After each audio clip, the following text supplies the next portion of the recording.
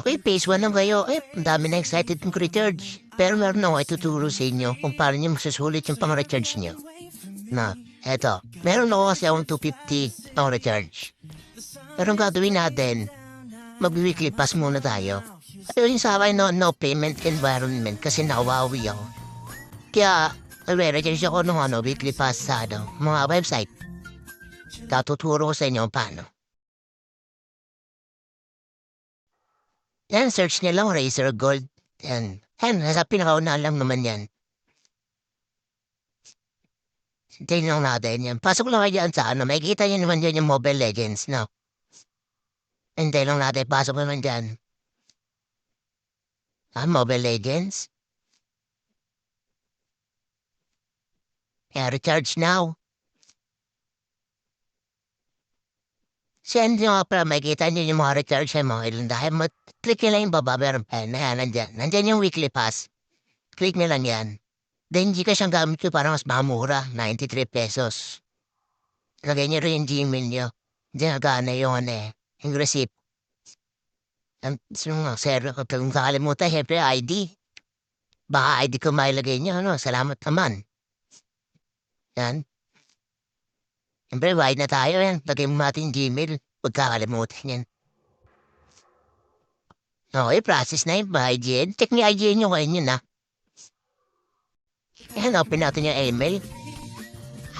Diba? Kita nyo naman. Dapat-claim na tayo. Pagka-claim natin din, kikilim muna natin.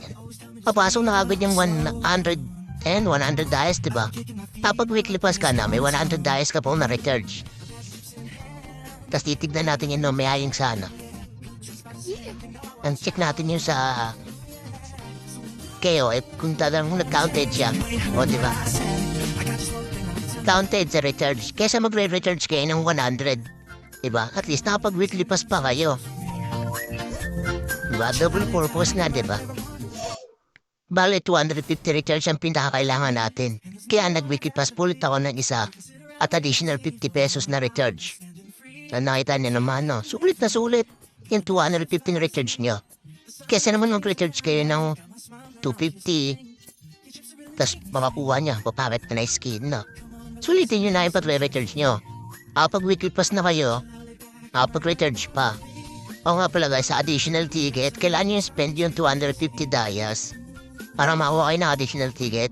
Meron yan dyan. Spend 250 dayas. Pero ang ginawa ko kasi, doon ka na i-draw sa mismo kayo. Pero kayo, pwede nyo namang talagang gusto nyo masulit. Dito sa Starlight Chess. Yan. Yan yung spend yung 250. Diba? Sulit na sulit yan pag nakuha kayo ng Starlight. Halagang 250 pesos na recharge. 2 weekly pass.